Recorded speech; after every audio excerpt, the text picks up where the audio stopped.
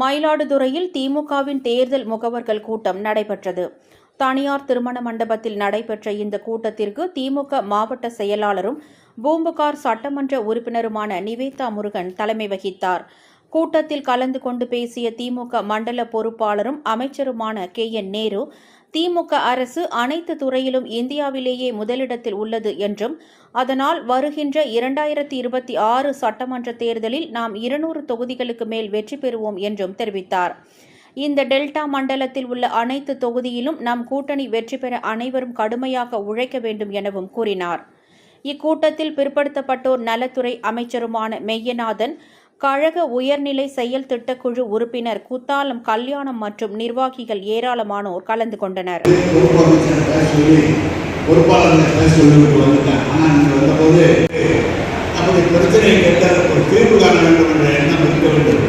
அப்படி இருந்தால்தான் இந்த மாவட்டத்தில் ஒரு குறையை சொன்னால் மனசு தீர்ந்து போய் அடுத்த சொன்னால் நம்மோட அதிமுக இனி இல்லை, எதிர்ப்பதற்கு ஆள் இல்லை என்ற நிலையை உண்டாக்க வேண்டும் என்பதற்காக இந்த தேர்தல் நான் கவனமாக பணியாற்ற வேண்டும் என்று கேட்டுக்கொள்கிறேன். அன்பு